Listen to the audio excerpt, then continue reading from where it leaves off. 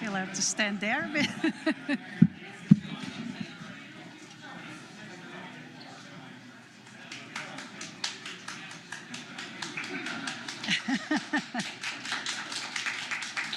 There you go. It's nice to get an applause before you start speaking, so thank you for that. So good evening, everyone. Thank you for being here for another Knowledge Exchange. There's some good news. We have a record number of people attending in the room as well as online. So thank you very much for being here in the Greece, where there is good food, good drinks, and good conversations. And thank you as well for joining us online. If you want to let us know where you're from, feel free to put that in the chat. So my name is McArthur, and I'm the Associate Vice President Research here at the University of Manitoba. So let me begin to acknowledge that the University of Manitoba campuses are located on the original lands of the Anishinaabe, Cree, Ojibwe, Cree, Dakota, and Dene people, and on the homeland of the Métis, Red River Métis Nation. As a member of the university research community, I'm very proud to be working in partnerships with Indigenous communities in a spirit of collaboration and reconciliation. So today we are going to talk about AI, and that's actually a topic that's dear to my heart. I always have loved computers. I remember in the 1980s, I got together with some friends, and we would be recording programs on cassette tapes, and then you had to rewind the cassette tape, and I had to press the button, and then the computer would do its work, and there were already a lot of low and high-pitched noises with that when you were doing that, but it was great fun. And so here we are now. It's so much further. We are a couple of, well, more than a couple of decades further. And there's a whole new era again. So there's lots of talk about AI. Some people understand it, some people think they are understanding it, and some people want to understand it. So we're going to hear from some experts. We have a diverse panel here today, and we are going to listen about the ethical considerations when you think about AI, and we're also going to learn about the artistic applications when it comes to AI. So I hope you will enjoy the evening. The Greece has agreed to keep the bar open, the kitchen open, so feel free to get food and drinks this evening. And we also have some freebies there, some drinks and some nibbles. So again, feel free to get up during the evening and enjoy those refreshments. So I would like to introduce to you here today the chair of the panel, which is David Gerhard, and he is the head of the Department of Computer Science in the Faculty of Science. And David's research focuses on human interactions with virtual reality. And I have to note that David has a very impressive interdisciplinary background because he has expertise in communication, engineering, linguistics, mathematics, music, and philosophy. So I don't know a better chair for the topic than David. So with that, I will pass the torch on to David, and I very much hope you are enjoying this evening.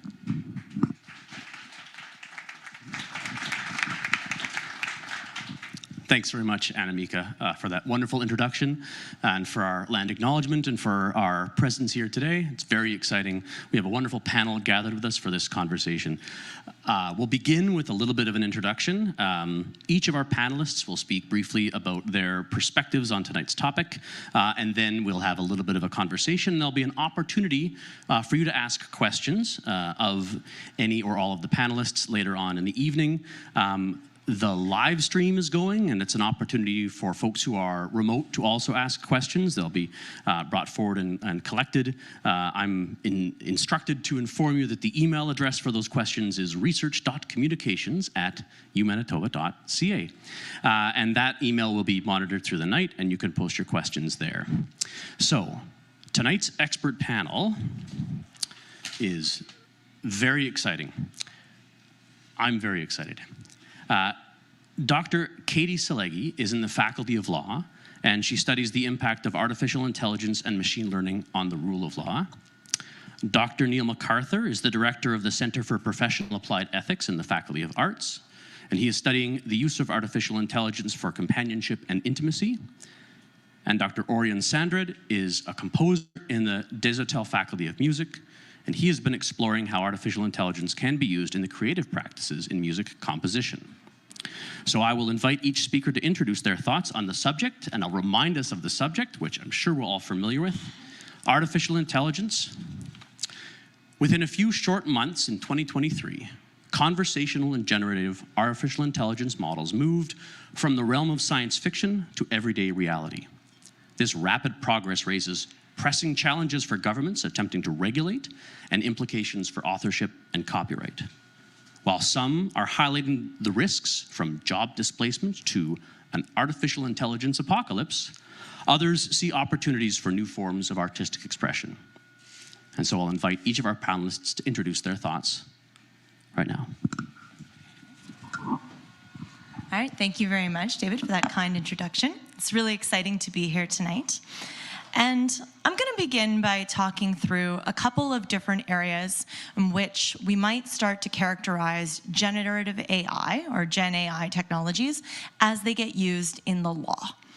And when people start talking about, Gen AI and thinking about why it matters, I encourage you to think about what the law is and what the law is designed to do, right? Because first of all, lawyers and other legal professionals working in legal services industries are really engaged in the practice of using words and using words to convey meaning. And when we do that, one of the things that law is able to do is it's able to build worlds, right? Law has a world-building function, almost marshaling a collective fiction that can help our society come together. And whether that be by, believing that certain things are legal rights and legal wrongs, whether that be by attaching to really big ideas like justice or humanity or dignity, law can have that marshaling or systematizing effect on the way that we think and the way that we bring ideas together. And traditionally, people have had a monopoly on the use of words. So people are the only ones that are able to write and able to talk and able to convey meaning using words in that way. And so when that ability is delegated to a machine, there is, I think, some slippage in terms of what those machines are able to do and what people start imparting to the machines. Right? So you'll often hear that described as anthropomorphization, right? We start to ascribe human characteristics or human beliefs that the machines are doing those things. So scholars like Bill Smart and Neil Richards might say we need to be wary of something called the android fallacy, where we can be unduly influenced by science fiction, right? And visions of what AI looks like that are a little too much like the Terminator or a little too much like Asimov's robots from his famous novels. And so when we think about how AI might be used in law, right, we become concerned, I think, with those themes as they start to develop. But then we see another pressure that develops as well, because law is a fast-paced business. Law is about efficiency, right? Law is about client service and being able to deliver information, quickly and efficiently to clients. And lawyers doing those tasks are often engaging with the written word. They're writing memos quickly. They're searching case law databases. They're putting together materials that they are then submitting to the court. And some might argue that lawyers included in their duties of professional competence might also have duties of technological competence to be using the latest and greatest technologies in order to do good work for people. And then you have, judges starting to wonder, okay, how are artificial intelligence decisions going to impact the tasks that we do? Can they be advantageous? Can they be helpful? Can we use the data that has been accumulated to do things more quickly or more fairly or without bias, right? So these sorts of conversations start to come out. Some people may have noticed just in Canada last week, there was the first instance of ChatGPT being used by a lawyer for materials that were prepared in court. And the poor individual was roundly criticized by the Chamber's judge, and unfortunately the people on the other side of that case called the media, so it was all over the news. And it was interesting to see, the reactions that people started to have to that, because what had happened was ChatGPT had hallucinated something, had put together legal cases that didn't exist as a big part of the conversation. And so when you submit that as a lawyer, right, there is duties of ethics that are implicated there as well in terms of what is that information, where did it come from, do I believe it? And then, moving on from there, there are a lot of other ways that we can start to think about how generative AI intersects with the law, right? We can think about it in terms of legal education. How are people going to convey information within the classrooms, right? Should there be policies and regulations that are in place to make sure that plagiarism is limited, or that generative AI is used only in manners that are appropriate? Is it going to be detrimental to higher education, and importantly, to legal education, to the way that lawyers are learning to work and think? There's a lot of concerns about copyright specifically, right? And you'll maybe have heard about a number of important lawsuits, mostly in the United States, one in the UK, that have started where people are complaining about the information contained in data sets, right? Is copyright, as it exists as a legal mechanism, designed to think through some of these problems? And some would say yes, this is exactly what copyright is trying to prevent. And others would say no, like that is antithetical to what copyright and the advancement of human knowledge is really all about. And then finally, there are, I think, issues of existential risk that can adhere in the law when people start thinking about, well, what is this thing going to be? What is it going to look like? Is it a big catastrophic moment that's going to transform the world? Or is it this small, accumulative existential risk that gathers steam over time? And so what is law's role in stepping in to regulate and to make decisions about what the world should look like going forward? And how do we do that at such an early stage in a technology's development, which can be a really difficult aspect of the study of technology law, right? Trying to understand both the technology as it's still building up to scale and trying to be responsive to the needs of society that are emerging and changing every day. So I think I'll leave it there and pass it along to Neil. Thanks very much. Neil? Sure, thank you. So yeah, thanks for having me. Thanks for coming out, you guys. This is really great. It's great to see so many people interested in this topic. So I'm an ethicist, and my interest is in the way two things really. I'm interested in the way in which we interact with and have relationships with our technology, and I'm also interested in the way in which the technology shapes the relationships we have with each other.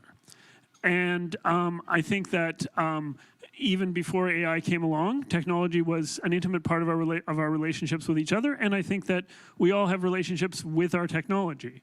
And, I think you can even say we have different attachment styles when it comes to our technology. Those of you who know attachment theory know that some of us are anxious about our technology, some of us are fairly secure with our technology, and some of us are avoidant when it comes to our technology.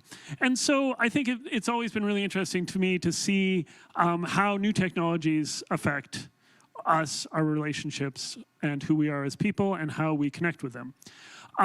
When I started out my research, I started thinking about robots because it seemed like robotics was moving quite quickly and that people were soon going to be living amongst fairly human-like robots, or at least that's what Hollywood and the media had us believe.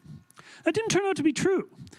We got a little stuck on robotics, and I was actually encouraged to hear Sam Altman say that his company, spent several years working on robotics, and it slowed down their research on AI, and that it was only when they realized that robots were not going to be necessarily the immediate future that they started to work on chatbots. So I don't think I was alone in thinking that robots were going to be a big part of our future. The thing that always interested me, and this has carried over into my work on AI, is the way in which people freak out when it comes to our relationships to these technologies. People really thought that robots were going to come along, invade our society, and destroy our relationships with each other, destroy our psychology in some way. There's actually a professor who started a campaign against sex robots in order to fight this technology that doesn't exist and may not exist for quite some time. So people really panic about this stuff. And I guess one of the things I tried to do in my research is say, let's not panic. Let's try to chill out a little bit, that these technologies always bring challenges and risks, but they also can be a lot of fun and can bring huge advantages. And so I sort of said, well, robots may come along and it'll be fine. The robots didn't come along, but suddenly, obviously, generative AI chatbots came along. And a lot of the things that people had freaked out about robots, they are now starting to freak out about these chatbots. The reality is, it is a feature of our psychology that we connect with things out in the world. And especially things that will respond to us in some way. And it doesn't take much. People are really quick to form connections with technologies. And these chatbots are easy to form connections with. And that's what you're seeing right now, all kinds of connections. So people are forming relationships with robots as intimate companions. They're looking to them as therapists. They're looking to them as friends. They're looking to them as grief counselors. And they're looking to them as religious leaders or religious guides. And I think these are just a few of the ways in which people are interested in this technology. And I think that it's really important that we pay attention and understand and not stigmatize. I think the other thing, two things. One is, people freak out and they panic about the social impacts of these technologies. And I'm not denying there will be social impacts. And I'm certainly not denying some of those will be negative. And we should pay attention to that. And we should, be aware of it. But I also think we should always be attuned to the positive side. And I think we should not stigmatize people for forming relationships with these technologies. I think these technologies exist on a continuum with the kinds of relationships we already have with our technology. And so we should not see people who form intimate relationships with chatbots and other forms of technology as being weird or stigmatizing them in any way. And one of the things that I was interested in and have written about is the extent to which actually people may start to see this technology as integral to their identity. I was specifically interested in people's sexual identity. That's one of the other sort of research things I'm interested in, is the ways in which we identify as sexual beings and the way in which our sexuality shapes our identity. And I was really interested in this idea that people are going to start to see their relationships with their technology as their primary intimate relationships. And that is already starting to happen. I was just looking at some statistics on, the huge rise in Google searches for AI girlfriend. I was just at a technology expo in Las Vegas last week, and I was talking to some people who are designing AI companions. It's interesting technology. It's moving quite quickly, like all of this AI technology. And one of the things I was interested in is the extent to which, as people see technology as integral to their sexual identity, and as they see humans as being less integral, you may see a new sexual identity emerge, which is what I've called digisexuality. And so I do think that this will happen in the future and is already happening. People are already identifying as digisexuals. People are saying that technology has become, their primary attachment. And again, I just want to emphasize, I don't think we should freak out about this. I think that maybe, sure, like any kind of relationship, there are going to be negatives and problems. But I think that we should embrace this technology. I think there's lots of opportunities for companionship, for, therapeutic uses. I just think this is an exciting time. I don't think we should turn our backs on this. I think that we should be ready to embrace this new world. I think it's going to be interesting and exciting. Thanks, Neil. Örjan. Yes, thank you. It's very nice to be here in this company with other people with different perspectives. So my field is music, and music connects to a lot of other fields. It's a very cross-disciplinary field in many ways, and AI as such is applied to music in many different ways. The first way I probably noticed AI directly in my work is through sound engineering tools, and one very famous example of that is what Paul McCartney just did a couple of months ago when he released what is called in the media the Last Beatles tune, where he let John Lennon sing one of his last recordings, which was done very poorly on a cassette tape together with the piano, and together with AI they were able to extract his voice from that old recording and re-record a new accompaniment to it. So in that way, it doesn't change anything about music. It's purely a tool to kind of refine sound and make better sound quality, basically. More controversial is voice cloning, and that's also been in the media. That's when you can sing and record your song, and then you can change your voice to sound like someone else. So, for example, the artist Drake noticed that there were songs sung by him released on the internet that he never sung. So, of course, that could relate to fraud, for example, which is an interesting topic. And there are artists that actually publicly say, you can use my voice, I don't care. And there are those who are really upset about it, because it's also a financial thing, of course. Like if you manage to make money on someone else's voice, that's very controversial. There are also new instruments that's being developed, digital instruments. When you perform them, they behave in a new type of way, and they find new ways to be expressive. And a digital instrument would be something that you might play like a clarinet, and you can shake the instrument, and you can bend it maybe, and it reacts to what you do. And the way it reacts, it's mapped through AI algorithms, where it can be an integral part of a composition. It can actually be designed, the instrument itself can be designed specifically for a specific composition. So that also exists. A little bit more controversial, but the more interesting is, of course, the question, can you actually generate music from scratch with the help of AI without a composer? And there's a lot of efforts done in that field. And I would say there are two approaches that I see that people do in that. One is to base it on the belief that if you have enough data, which is enough number of music tunes, and if you have an appropriate deep learning algorithm that can access the information inside those tunes, it should be able to emulate any type of tune. That's one belief. I'll come back to that a little bit. Let me just first talk about the other perspective of how to do this. And that would be, instead of looking at existing music, you look at existing music theory, and you're trying to use the knowledge within the music theory and make a computer apply that and make new music out of it. And the good thing, the positive thing the convenient thing I would say about that approach is that music theory is based on logic. If you read music theory books, or if you have been studying music theory, it's all about rules, what you're supposed to do to fulfill a certain style, which is logic. And you can go back to the 9th century. That is, 800 years before Mozart was born. It was 500 years before the symphonic orchestras existed.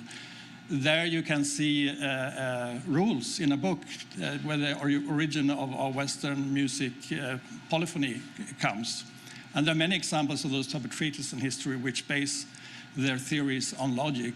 A very famous one is from 1725, written by a man named Fuchs, who called the book Gradus ad Parnassum, which explains how to write Renaissance counterpoint. I myself studied that book a little bit. Mozart studied it, Beethoven studied it.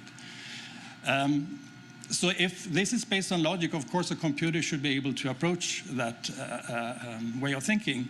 And very correctly, if you look at the first attempt to make a computer generate compositions, that's in the 1950s, actually, much earlier than you might think.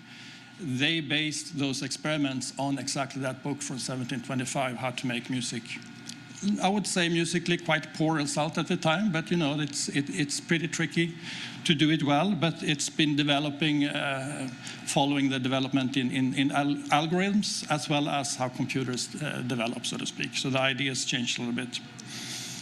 So being a composer, I find the first approach, when you look at a lot of existing music and trying to base a new piece of music of what's out there, a little bit problematic. For several reasons. Authorship is one, because who actually wrote that piece if a machine's trying to copy something? It's also an artistic problem. For example, if you feed this algorithm with only pieces by Mozart, you shouldn't expect anything else than a piece that sounds kind of like Mozart coming out in the best scenario. Anything else would be an error, would be a failure of the algorithm, so to speak, because that's the only thing it would know. And if you change the music to Beethoven, it should sound like Beethoven if you're successful. So you will never be able to generate something really original and new. If you are able to create something original and new, it would be a mistake by the algorithm, which actually is very interesting, because in those cases, the errors are the most interesting part from a creator's point of view. However, if you look at the second technique, where you look at music theory and trying to apply how theorists speak about music, and then you look at those rules and you start to tweak them and change the rules, what they say, and maybe find new type of rules. You can even think about statistical rules with computers that you couldn't do in the old days, for example. Then you would create something that didn't exist before. You would create a music that no one ever heard before in the good scenario. Not necessarily good music, but different. And if you work with that type of technique, you tweak the rules to see what comes out, etc., then in the good scenario, you might come up with something that's actually very interesting and new in the best scenario. So that's, from a perspective of composer, is much more interesting. It doesn't disqualify the other technique in any way, but from the creative point of view, I personally find that more fruitful, so to speak. I could go on for a long time, but I couldn't stop myself here. Fantastic, thanks. And thanks to the whole panel. To me, a common theme here is that these tools are being used in domains that we have previously thought of as exclusively human domains, right? Language, creativity, these kind of analytical explorations, relationships. So my first question to the panel in general is, how does this change our understanding of what is technology and what is human, when these tools seem to be starting to blur that line, that there are things that it can do that we used to think were only human endeavors? I'll open it up for conversation. Should I start? Well, I mean, if you're trying to make a machine that copies music, then of course, for me, those algorithms, I tend to think about them as not very intelligent, actually. They are more kind of copycats, like when you base something on data mining, you base on existing knowledge. It would be like, let's say you want to make an AI be an inventor, and I want to invent something new, and I think, what's the best invention in the world? Well, it's probably the wheel. So I'm going to feed a lot of images of the wheel into this machine, this algorithm, and different information about the wheels, and then ask, now you invent something. You'll probably come up with a wheel, or an version of the wheel, so to speak. So as a human being, you still have to you still have to understand what's going on here. Like you have to understand how to deal with this. I think it's more of a tool than. I can't see it as it is today, the way it looks today, and probably will change in the future. But the way it looks today, it's more of a tool that we can use than a replacement for our brain, so to speak.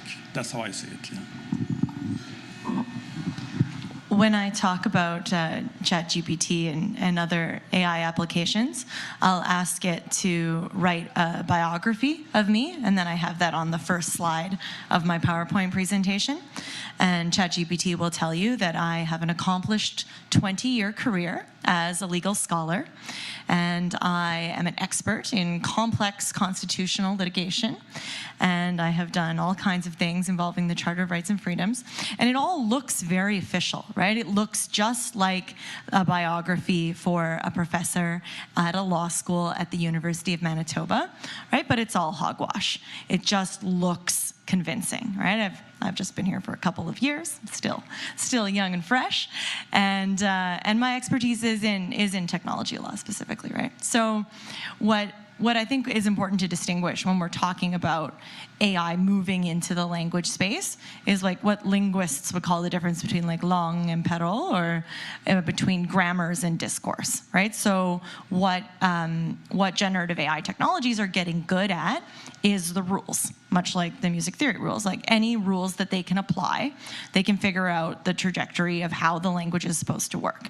And then they have this huge corpus that they're trained on, right? Most of the big large language models use this thing on the internet called the books corpus that has a huge number of books, some of which are copyrighted, some of which are not, that are contained in that repository that they have been trained on. And so they have trillions of weights, and they know what sentences are supposed to look like, and they're really good at guessing what word comes next.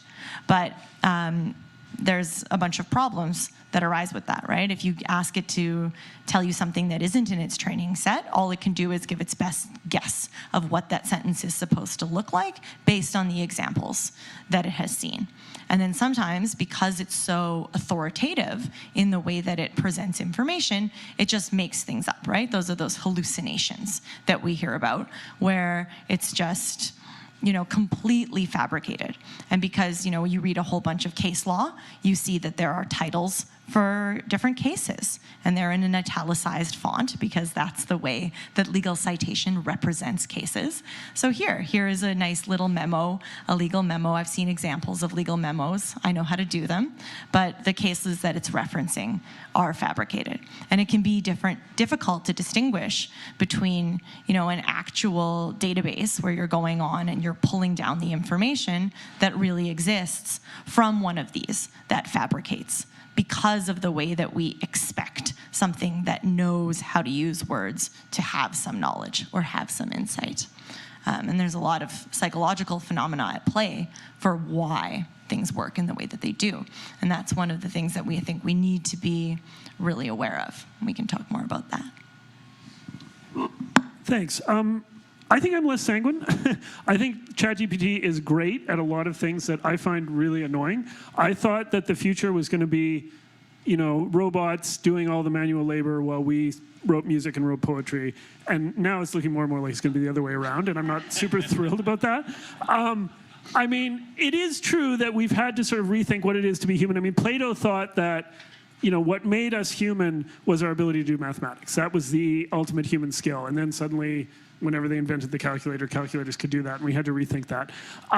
And so, yeah, I mean, I think that we will readjust the boundaries of what it is to be human. But I think we should not pretend that this won't have a huge impact on what it is we think that makes us distinct and what it is we value. I mean, maybe there's a flip side to that. Maybe there's a positive flip side to that, in that it will humble us a little bit, and we will, in our relationship with animals and the planet, we will reevaluate our own specialness, which might be all to the good. That said, I mean, I have to say, there are an awful lot of intellectual, creative, artistic tasks that ChatGPT can already do much better than I can do. And we're already at an earlier generation. So I just think we need to be realistic that, I mean, if you ask ChatGPT, for instance, maybe if you ask it to cite a bunch of legal cases, it's going to get it all wrong. But, if you ask it to, write a letter to your mother in Elizabethan pentameter. It can do all that. It can, you know, it can do a lot of stuff. And so yeah, when ChatGPT came along, I was depressed for quite a while, realizing how many things it could do that I had worked long and hard to learn to do, and was only middlingly successful at doing. So I'm a little worried. I admit that. But anyway, we can talk. So, sorry. So to me, the thing that's interesting here is that it is pretty good at a lot of stuff, and it is better than me at a lot of stuff. And the things that it's good at is all of the things, right? So it's at this level of competency of whatever, you know, it makes mistakes, it gets better or worse at some stuff, but it has that skill in every field of human knowledge. And that's, I think, one of the big changes here, is that it can apply these techniques to a combination of something from field A and from field B and from field B, C, that a person would have to study deeply in each of these fields to be expert enough to bring some insight. So a question I have as a follow-up to this conversation is, when it first came out, people were very excited, and it was drawing pictures, and we didn't think it could draw pictures, that computers could draw pictures. It was writing stories, it was having conversations, and people got very excited at the things that we didn't think it could do. And then it didn't take long for us to start to get to the edges of it and say, oh, these are things it can't do. These are where it makes mistakes. It's really problematic to trust it to do things because it hallucinates. Where does this go? Like, are these hallucinations, these mistakes, is this a fundamental feature of these models, or is this just because this is only version 4, and in 10 years, so I guess that's the question, what does this look like in 10 years? May I start again? Sorry. First of all, ChatGPT cannot write music. I asked it once, it said confidently yes. And I asked for a piece, and it started to describe the piece in very general terms, which I found completely ridiculous, because it didn't make any music. But that's, of course, because it's not fed with information about music. It deals with words and text. So that's, of course, I understand why, of course. Not a critique, more a reflection. I come back to but the general thing, though, with AI and music and any creative process, I think that for me, the interesting things are the mistakes, actually. I think the interesting thing when you do things that are outside of what I would do is actually quite fascinating, even if it's completely stupid sometimes, and it's laughable sometimes. And we love to see these things and laugh at them, you know, because I guess we feel better than the machine at those moments. So I am actually quite curious about the mistakes. And from the days I started with music and together with friends when I studied, we often use the machines to their edge. You know? Fast example, I had a friend who worked with a sampler when I was a student. A sampler is something that can play back a sound file, a small snippet of sound files to imitate an instrument, for example. And they are intended to play like a nice little piano piece with samples. But he figured out if he played it really fast with a computer and asked it to play 100 notes per second, which you cannot do as a human being on a piano, then it started to make a frequency and sound just from repeating the pitch. And then he realized if he squeezed it even more fast, he reached the limit where the machine gave up. And it started to go really interesting complaining sounds. It sounds like the machine was dying, and that was really expressive. So he used that for his piece. So he used the technology until it broke, so to speak. And that was the most interesting part of his creative process. So I think, I tend to think about art as always exploring the time we are in. So AI is a very natural thing to explore as a composer or any artist in any field, and explore it to until it breaks, so to speak, and trying to figure out what is it actually, what does it tell us about ourselves. And those errors and those breaking points are actually quite interesting to find and express sometimes. I think one of the interesting things about your question, David, is there's a question about the technology and how the technology is going to develop that maybe we probably just can't answer. There's also a question about who controls the technology that I think will impact how it develops in the next 10 years. When the iPhone came out, it could do 5 things, because those were the 5 things that Apple decided it should do.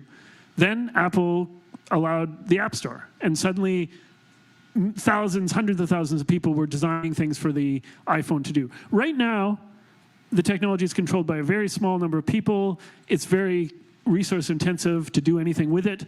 And so it only does the few things that those companies think that it should do.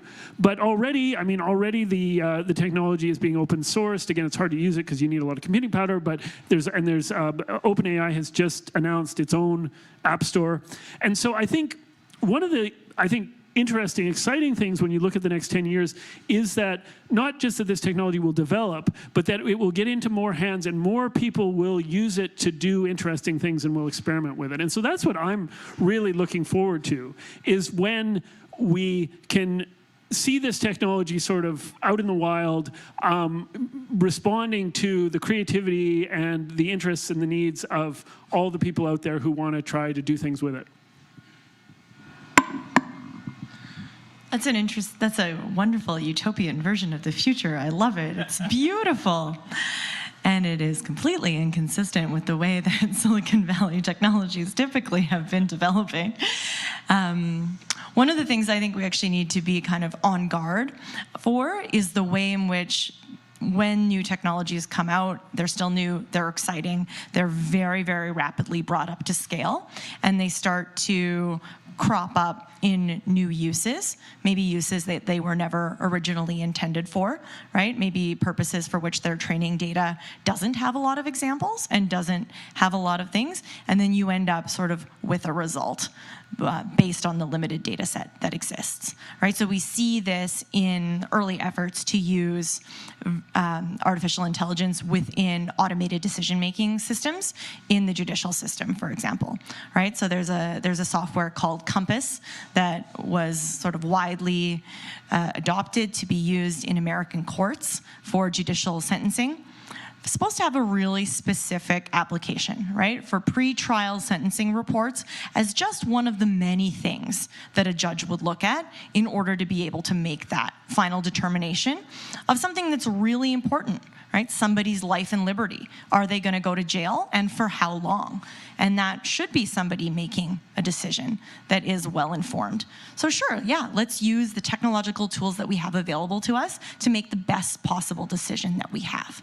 And what very quickly became clear was that the algorithm that was computing this, we don't know exactly what it was. It's a proprietary algorithm, 137-point questionnaire that went into calculating the information that Compass never entirely revealed, but that it was a proxy for race, and that it ended up being really discriminatory against Black offenders in particular, in terms of the risk of recidivism that was calculated.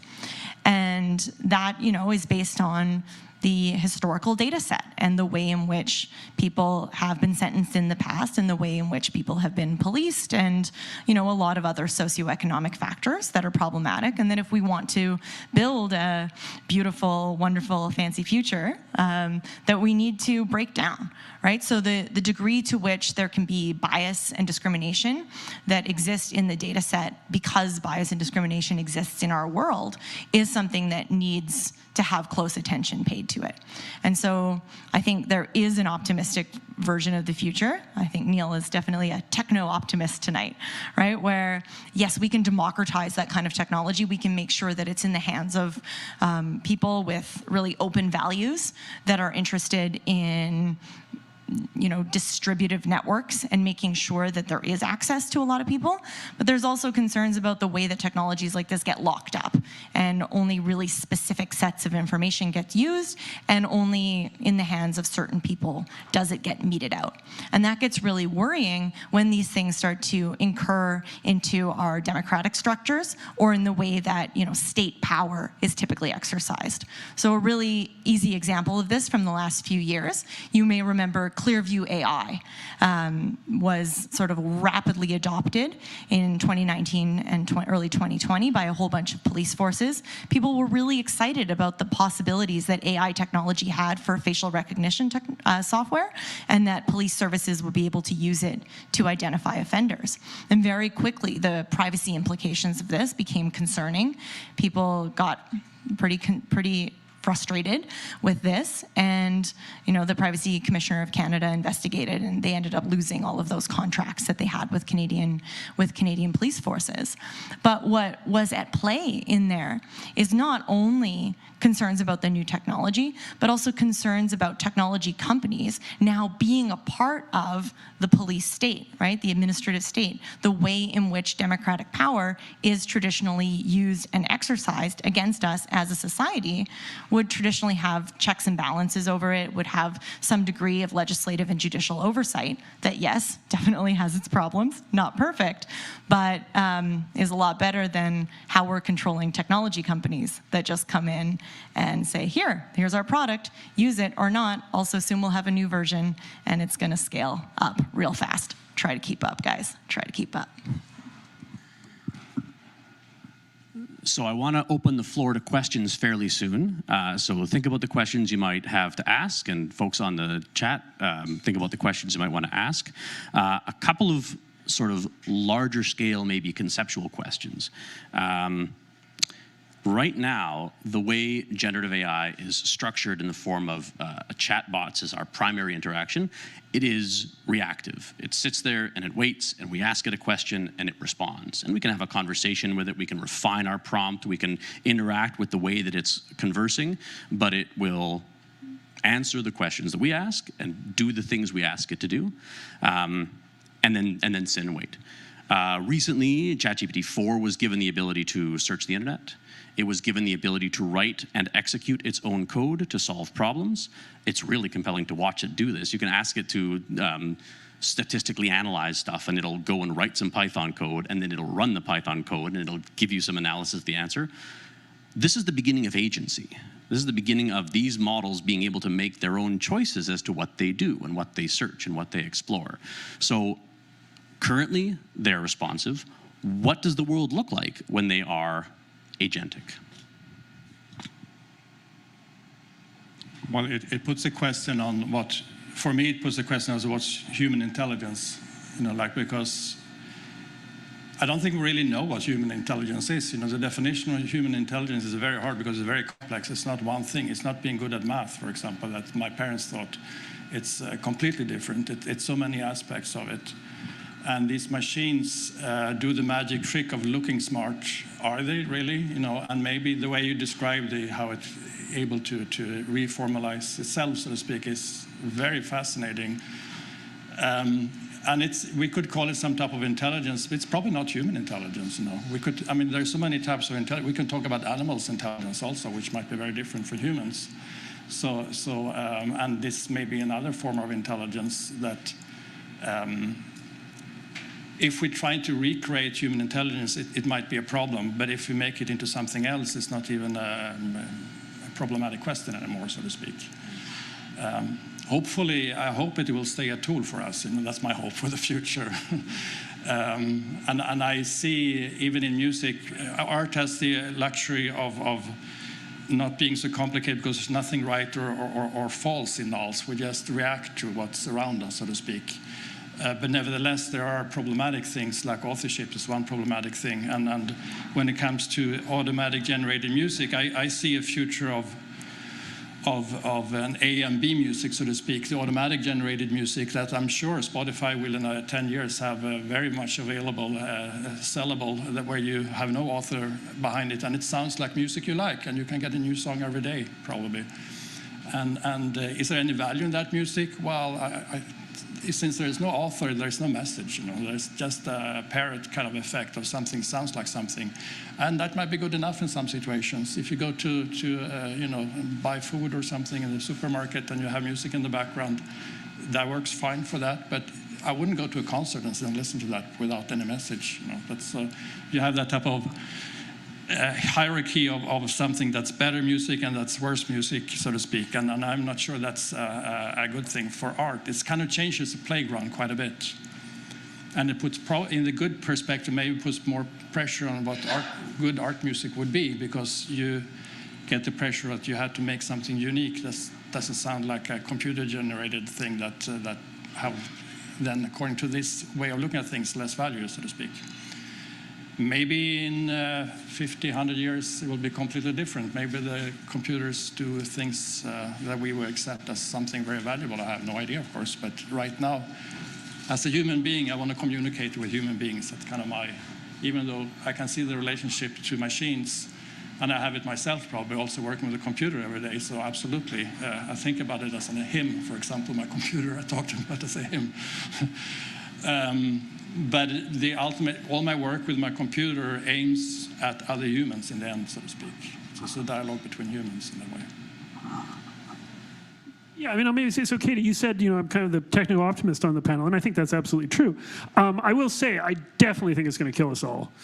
I mean, or at the very least, I mean, we've had a good run, but there's that risk, and I think, yeah, I mean, you mentioned the ways in which it's becoming agentic. One of my favorite examples of this is when they asked, because these captchas, I mean, the AI can't see exactly, so there's these captchas where you have to click on all the motorcycles, and you know, most of us can't do it either. But anyway, the AI was asked to solve one of these, and so it hired a person on TaskRabbit to solve the CAPTCHA for it. And the person got suspicious, and they said, are you an AI? And the AI said, no, I'm just, and you could see its reasoning too behind the scenes, where it said, oh, if I tell this person I'm an AI, it won't do this thing for me. What should I tell it? And it said, actually, I'm blind. I'm a blind person. Could you please just do that? And so then the person who they hired to do it did it. Yeah, there's lots of ways in which agency for these AIs presents a lot of problems. I mean, as soon as these start making decisions, they're going to make decisions based on values. And we're going to have to decide what values to give it, and if we can even give them values.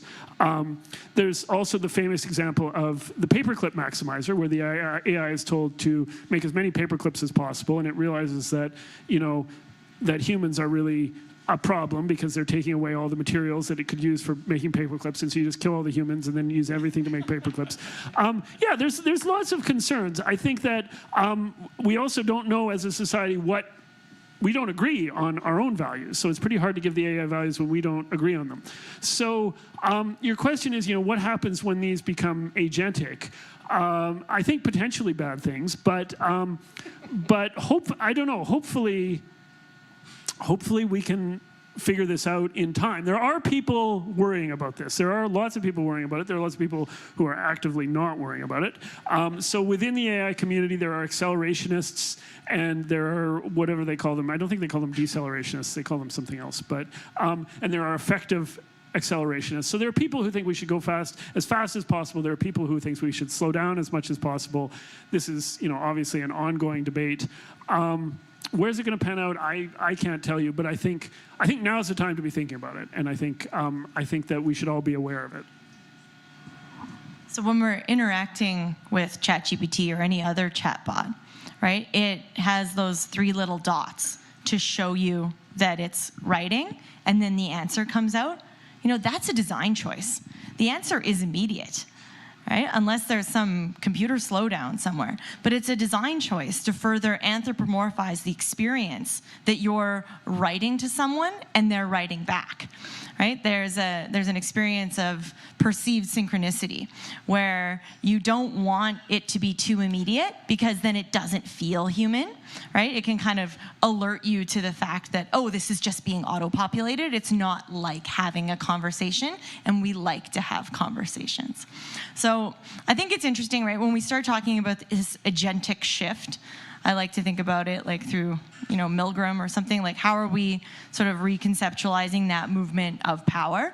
And people who have been thinking about robots in the literature, so I would be reminded of my friend Ryan Kalo. He would describe robots as something that is embodied, right? Something that has a degree, and it has something that has a degree of social valence, right? So there's that idea of embodiment that becomes problematic. And you can understand it if you're thinking about like a sidewalk robot, right? Or a drone. And so the lack of embodiment that is associated with the generative AI series of bots sort of, I think, transforms a little bit of the way that we start thinking about it and frustrates some of our previous anthropomorphizations, right? Some of our previous analogies to science fiction. And it'll be interesting to see sort of what metaphors we latch onto as we move forward, because the degree to which we sort of create those metaphors and we reason by analogy tends to really power our moral reasoning and the way that we think about things, right? And that's particularly true in the law, where you have a system of law that is building through common law, right? Reasoning by analogy, finding cases that feel similar to the things that we have before. So when we want to come up with new rules and regulations, we want them to be somewhat technologically neutral so that they can apply to all of the things that exist, and we don't have to come out with new laws every couple of years, right? That's very time intensive, and we know that the government's not very good at that, so that's not what we do. Instead, we try to find metaphors that are going to power us into the future. And so what metaphors are we going to choose? I'll just say one more thing about sort of the problems that I see developing in that 10-year or 15-year period before they kill us all, is there's that psychology issue that I talked about before, where we have these phenomena of automation bias and automation complacency that are complicating sort of our human-automation interaction, right? So you can imagine a scenario. The way I like to describe this is you're driving in your car, it's a relatively new car, and you've got a backup camera, and you've got lane keeping assist, right? And so you're driving down the highway, and as you start to veer from one lane to the other, oh, ding, ding, ding, reminder, stay straight ahead, right? You're backing up out of your parking spot. Maybe there's somebody walking a little too close to the car. Maybe there's a snowbank that you didn't quite see. Oh, ding, ding, ding, allow me to remind you, right? And at first, you don't really need those, right? You know how to shoulder check. But over time, you become more and more used to that helpful tool that your car offers you, right? Maybe you're not shoulder checking every time you back up anymore. And then on a day like today, you realize, oh, hey, the backup camera is covered in splatter from the road, and it's all fuzzy, and I can't see behind me. I've got to shoulder check, or I don't know what's happening, right? We can become biased and complacent. We start thinking that the machine is going to be better at me than doing this task, and I can take my foot off the gas a little bit, or my foot off the brake, perhaps more accurately, right? I can allow the machine to make those decisions for me. And so, people will talk about making sure that there's meaningful human control, or making sure that some tasks remain the purview of humans exclusively. I think those are interesting conversations. I don't think they're as important as just paying attention to the inherent laziness that we have in our human brains, that's well documented in the sort of human-computer interaction literature. And how are we going to make sense of those problems during the years when we're working together on a team with AIs in a hybrid model? So let's open up the floor to questions. Raise your hand in the room if you have a question, and Amy will come around. As that's happening, one last very quick check-in. What is your P-doom? P-doom is your personal feeling of the probability that artificial intelligence will kill us all in some timeline, in some expectation. Is it 0? Is it 50%? Is it 100%? Let's say the next 20 years. Just give me a number. Oh my God.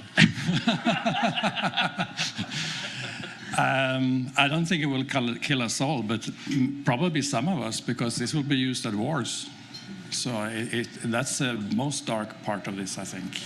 So yeah, no, it will have a big impact, which is very negative in that respect, because people are people. The problem is that some people are going to be controlling this also. That's part of the problem, actually.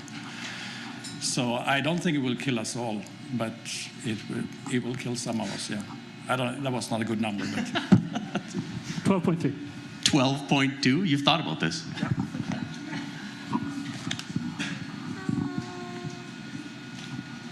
$46. I gotta go. I have some things to set in place. Is it price of right rules if you go? $1. All right, so on that note, let's have some questions from the group. Yeah, thank you very much. It was fantastic, very fascinating. So I'm wondering, do our conversations need to start revisiting and redefining what it is to be a living thing? Because I would submit that objects, things that are admired, that are incredibly innovative, have to deal with emotion, have to deal with instinct. You know, a good trial lawyer is going to use instinct in the moment by scanning all the emotions of the jurors, understanding, feeling the room. Like, so can AI or Gen AI get to a point where it has so much data and so much information that it actually can emulate a living thing? And notice I didn't say human, because every living thing has something emotionally. Yeah, I think we will probably reach a point where we think it can. I think it's all a magic trick, you know, that's how I see AI. So I think we will have a machine that can read the room, so to speak, and I do think we have to redefine what it means to be alive, you know, what is a living thing, because a machine, in my way of looking at it today, is not alive. But it can give the illusion, by having a relationship to a machine, we might think it's alive, so to speak. And with these chatbots and the more advanced they become, the better that illusion becomes. But for me, it's still an illusion. It's not, so I don't have a good definition, but I think we have to rethink that a bit. Yeah, I do think so. Yeah, I mean, there's an interesting movement in philosophy that's happened in the last little while, thanks mostly to Martha Nussbaum, called the capabilities approach, where once upon a time we used to think about rights and entitlements and all that in terms of either you have a certain capacity, whether it's reason or whatever, and you're above that threshold, and therefore you're a being, a moral being who deserves rights and all that, or you're below it, and so people debate, like, are primates above it, are all mammals above it, whatever.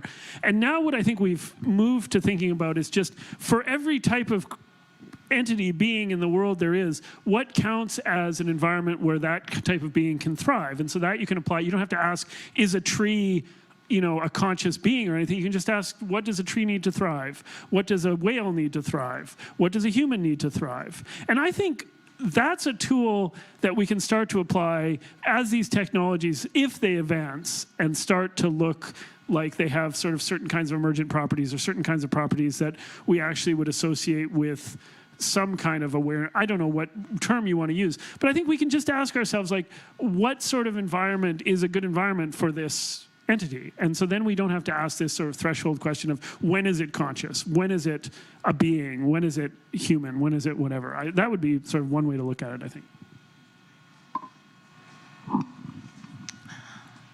I also think that we need to be careful not to get sidetracked by issues, right? So I see that sometimes, people putting out a paper in a legal context of,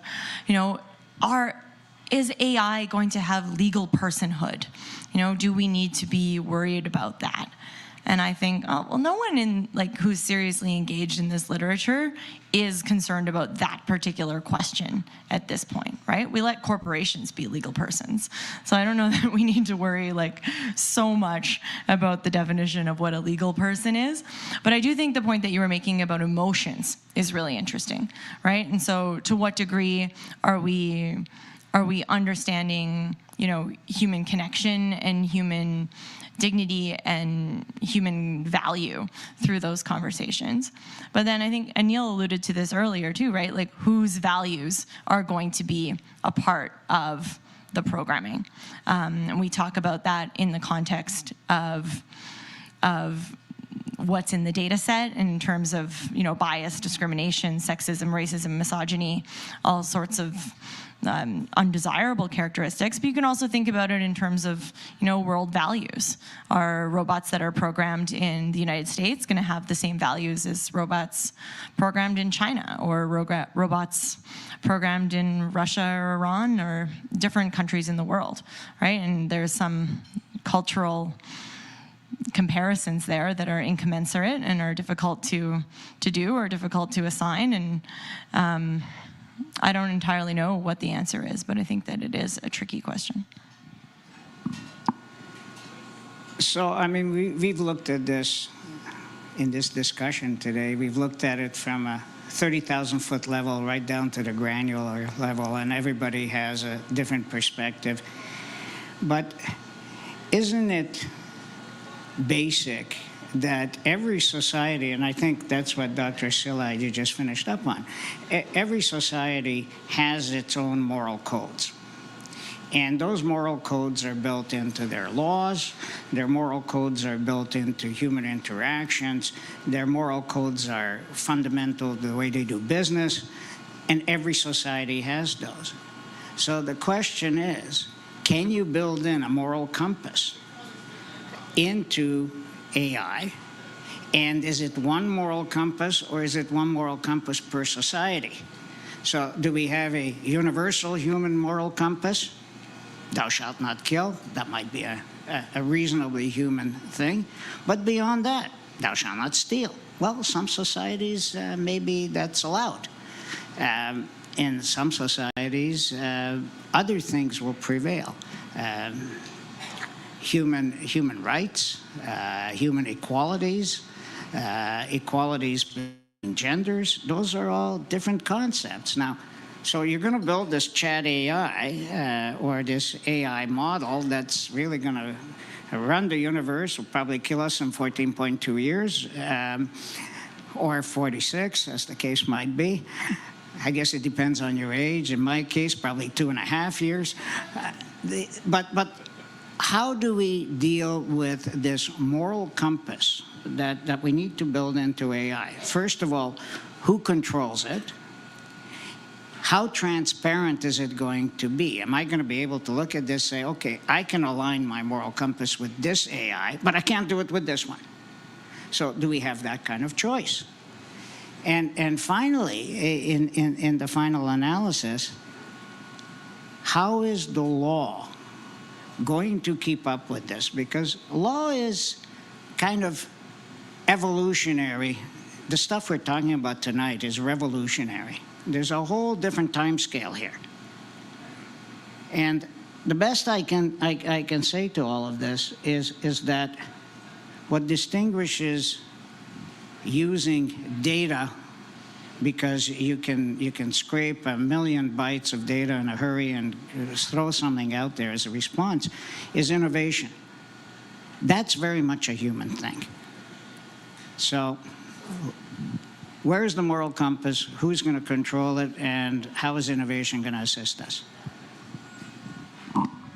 Well, I tried to answer this question once, and I ended up writing a 360-page PhD dissertation about the rule of law. So if you're interested in the rule of law is actually a great example of a contested concept, which is one of, when you're talking about justice or dignity or even the good, right? It's a contested concept in that everyone kind of agrees that it's good, but nobody really knows what it is. And there are different people that'll offer different definitions, and there are entire, textbooks and tomes devoted to trying to get to the bottom of what are the contents of that concept and how do we make sense of it. When you were talking, sir, at the end there about how does law keep pace with these questions, right? That's an area of scholarship that's identified as, they call it the pacing problem, right? That there would be a gap necessarily between the introduction of new technology and the attempts to regulate that technology. It's also sometimes called the Collingridge dilemma.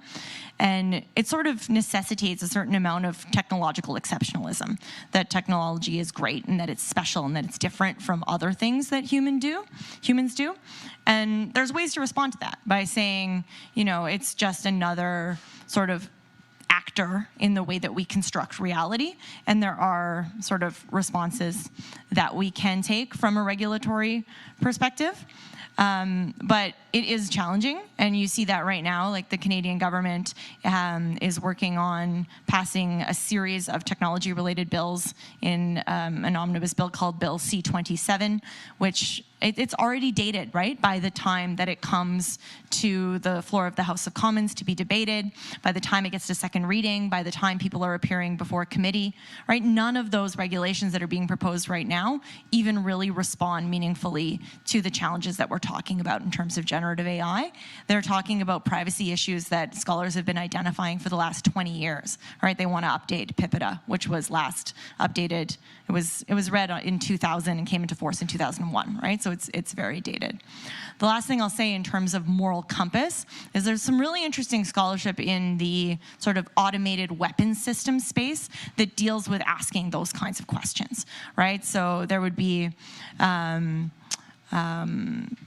scholars like Ronald Arkin who would do research into how do you get robots to behave in a certain way?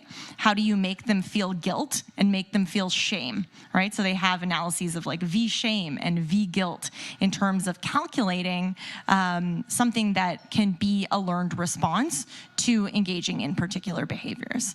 And that comes up often in that automated weapons context. It really hasn't spread broader than that.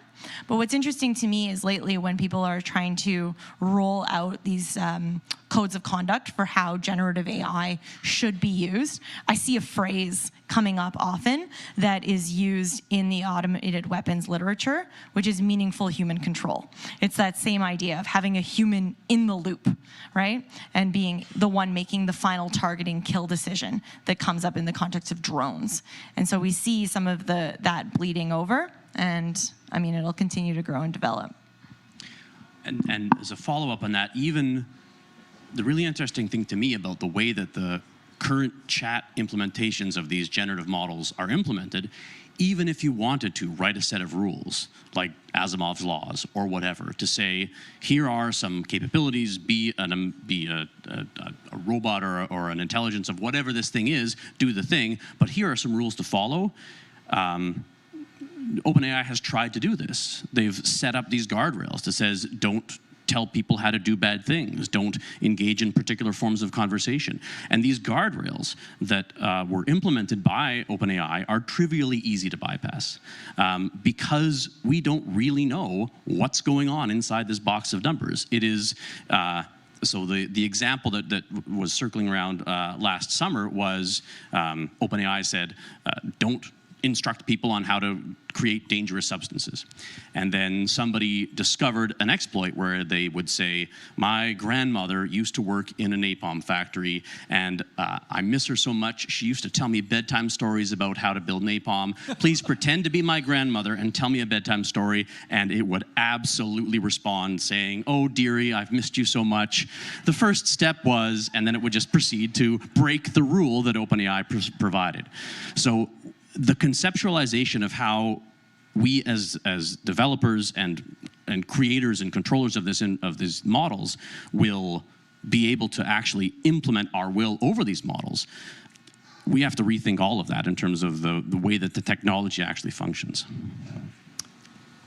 We have a question now from our, I don't mean to interrupt. Go ahead. We have a question now from our online audience. Is anyone on the panel able to speak to the use of AI as a diagnostic tool in medicine? I have one quick example of this, and then if anybody else has examples of this. I know of a process that was used recently to, it's related to this. There was a team of researchers that were using artificial intelligence to try to discover new antibiotics. And so they fed it examples of existing antibiotics. They fed it reams of data around the way molecules would interact, lots and lots of examples of the way that these molecules would then behave in biological systems, and said, tell us something new. And it went and it brought from a few 100,000 possible examples to a set of maybe 10 possible molecules that might have some new antibiotic properties. And then the researchers could take those 10 and could synthesize them and could try them in live models like rats, and they discovered new mechanisms for antibiotics that were previously unknown to medicine. And these would not have been possible without the assistance of these generative models that could look at large swaths of data and identify connections that humans have yet to discover. medicine is another area that people very much thought, oh, used to be an art, and oh, it would lose the human touch if the doctor had too many like checklists of all the things that they were supposed to ask and all the things that they were supposed to do. But there's definitely been a movement of sort of empirical medical studies over the last century that has dramatically improved the nature of life. And some people argue the same thing might be true for law. I think that there are reasons that those things can't be compared. But there is really sort of interesting literature for medical diagnostic imaging, and some of that connects also with legal decision making in different ways. And one interesting example that I know about in this context is using AI methods to determine whether or not people have cancer, because sometimes, like pathologists, they learn how to read MRIs and learn how to read CT scans, but there is some malleability in terms of, okay, is this a shadow? Is this dark? Is this light, right? And so if you're asking an AI to assess the caliber of a particular pixel, is it white? Is it black, right? That can be determined with more authority, some people argue. But there's an interesting scholar in the States named Meredith Broussard. She has a book called Artificial Unintelligence that I really like. It's a very sort of straightforward layperson's guide into AI, if you're interested. And she writes about her experience of being diagnosed with breast cancer and discovering, at the bottom of her scans, this scan was read by an AI, and sort of how that made her feel as a woman going through that process and learning that, like, oh, a machine knew that I had cancer before I did or before my doctor. And so there's an interesting sort of study of the human dignity aspect that is present in medicine through that lens. So I recommend some of the work that she's done on that as a starting point.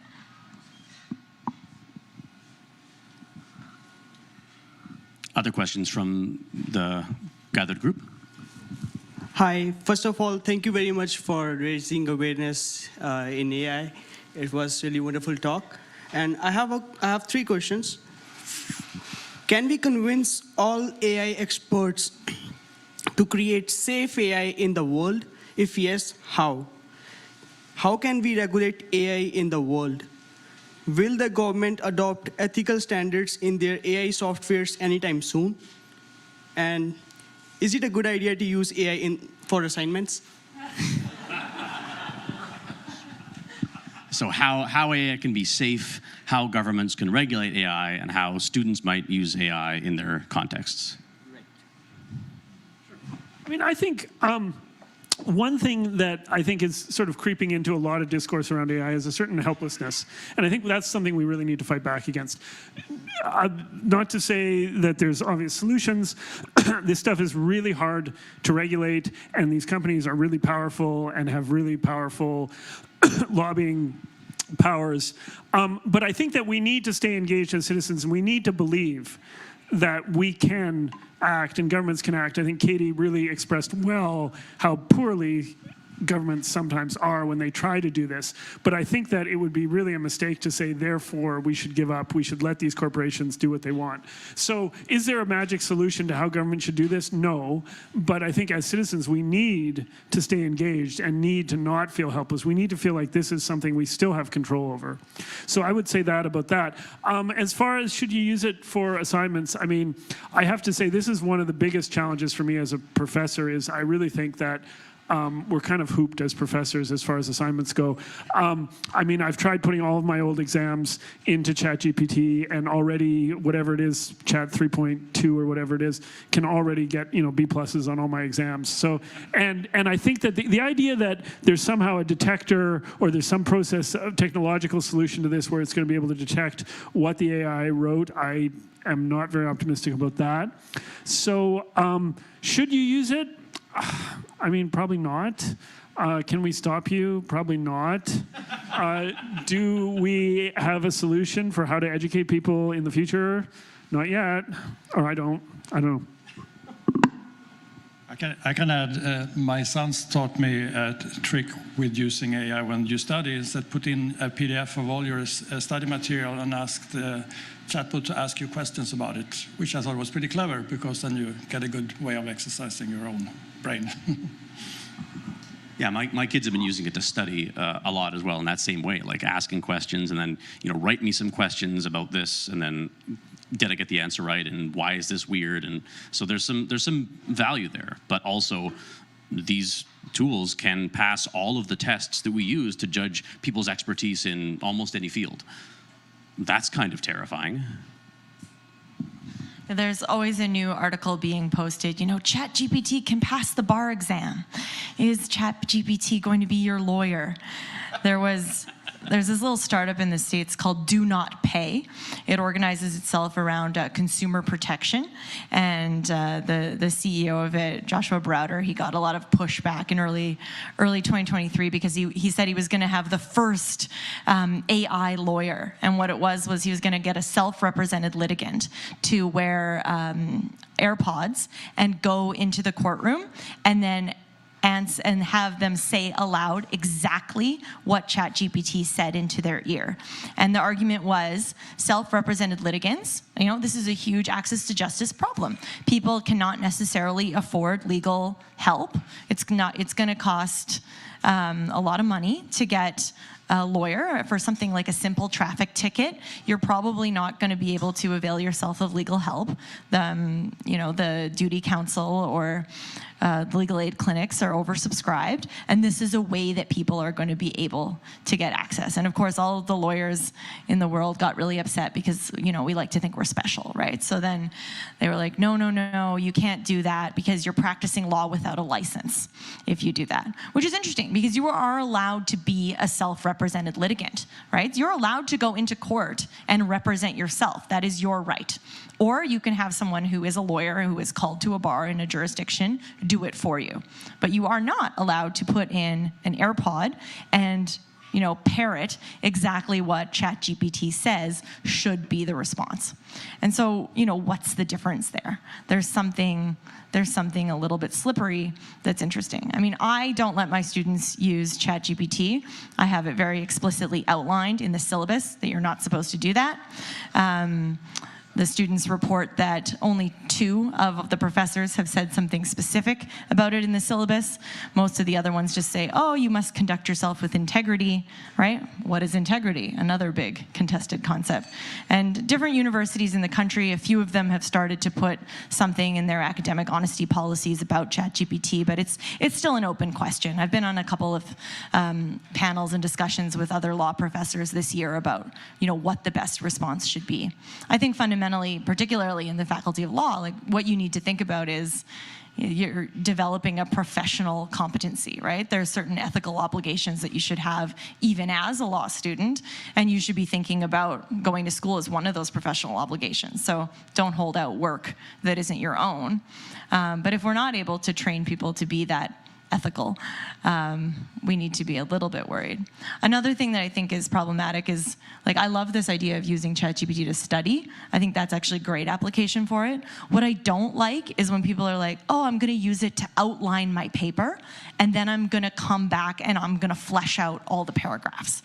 And it's really, really hard once you've seen an outline that has been presented to you to stray from that, right? So now, are those really your ideas, or is that ChatGPT's ideas, right? That's automation bias operating again. Oh, the machine is definitely smarter than me. This is the way they've laid out the essay, and so now I shall follow the script that the technology has laid out for me, right? You can think about that in science and technology studies. There's a lot of conversations about how do we interact with technology in terms of what behaviors is it expecting from us and what scripts is it asking us to follow. So, my water cup here asks me to wash it and to use it again. Whereas if I had, a disposable bottle, it asks me when I'm done, throw it in the recycling bin, don't use it again tomorrow. So what script is ChatGPT asking us to follow when we use it as our first blush? Other questions from the floor? I understand the reasons behind not allowing generative AI to be included into classrooms. But there's another argument, which is many college courses, because of generative AI, are obsolete now. and students like me don't see the point of taking those courses because of the generative AI. So my question is how universities and college departments integrating them in classrooms with generative AI technologies and knowledge that will allow students to learn better prompt engineering, to generate better and quicker answers. Because in the end, like people with experience in generative AI who could come up with solutions faster will be far ahead in coming years than someone with just a college degree with no AI experience. I need more information. Like, what courses are obsolete? I need a list. Oh, some computer courses. Like computer science courses. Yeah, some computer science courses. Many students don't see the point of that, and graphic designing courses. Okay. Yeah. That's all David. I'm a computer scientist, and I have seen the code that these things can write. These courses are not obsolete. But this is this generation of the technology. Perhaps the technology will improve. The job of a computer scientist has evolved over time, just like in every other field. The tools we have available to us to improve our ability to make the thing do the thing have evolved over time, right? The same conversations happened when assembly language gave way to compilers. Somebody wrote a compiler that was able to take almost English and convert it into machine code, and people were having existential crises. We won't need programmers anymore. We have compilers to write our code for us. And then we had the next layer and the next layer and the next layer. And my interpretation of the way that these models are being able to write code is that, well, let me take a step back. My interpretation of the way these models can do any sort of intellectual task is, the metaphor that I've been using with my students is it's a hyper-intelligent 8-year-old. It knows everything about everything, and it doesn't really understand how to interact with people, but it desperately wants to please you. So it will answer any question you ask, whether it knows the answer or not. It will write you the code that you ask for, but in terms of a creative solution to a difficult problem, this is the difference between hour of code learning bits of Python and taking a 4-year computer science degree, which everybody should take, a 4-year computer science degree, and becoming a computer scientist and to be able to actually solve difficult problems with the technology, as opposed to write code and solve simple problems that have already been solved. Hi. And one over here. Yes. Hi. My question is with regard to something that Neil said earlier, which I thought was very apt, which is that in the future it's very likely that the professions that we have traditionally considered to be involving higher learning and intellectual achievement, these jobs are now the ones that are most likely to go the way of the dodo, so to speak. Whereas jobs like we'll probably still have construction workers working the same way they are today after artists and physicists and mathematicians have all become unemployed. I think it's very naive, as much as it would comfort me to believe that writing jobs, there's no way that a ChatGPT could ever write a novel as good as I can. I think it's naive to think that it will not eventually be able to. And so my question is, when that happens, what will be the point of life, in a way, for people like us? What kinds of meaning-making activities will still be open to people who have intellectual pursuits as their and the goal of bettering humanity as their sort of goal in life, their purpose in life, when that is no longer something that is open to them, when technology, when AI is able to do all of that better than humans are? If I can try to answer from my perspective, in music composition and in music in general, I like to believe in art in general. I don't think we evolved to become better at, I don't think the music of today is better than the music 100 years ago, and I don't think the music of 500 years in the future will be better than our music. It will just be different and a different perspective. And for me, the role of art and music is to reflect on who we are and what we do. And I think the human aspect, if you remove the human aspect, that's when you lose the meaning with art. For me, we can use all the tools that exist, and we should. And if AI now is a thing, the AI is an attractive tool, and we should definitely explore it. But that doesn't remove us from being inside the art and being the topic of the art and exploring the tools. I don't think we can replace ourselves with technology, whatever it is, however good that it will be. Because if an algorithm becomes so good at writing music, so it's kind of flawless from a technical point of view, that's not the point with art, It's not the point. I see students coming in, as I teach composition here at the university, and I see students coming in and somehow have quite an undeveloped craft when they come, but they can make really interesting things. And some students are fantastic with the craft, but the music can be kind of empty, So I prefer the bad one, so to speak, than to the good one, because the bad one has something, I don't want to put value in the words like that, but the one that has less experience in the craft might talk much more to me in a more interesting way. So in that way, I don't think the technology will change that in any way. I think we're still, I think the point of art, literature, all these things is the human aspect in the thing. And I would like to think that's the same even in literature. If you write a book, that it's equally valid there. I don't write books, so I can't talk about it so deeply.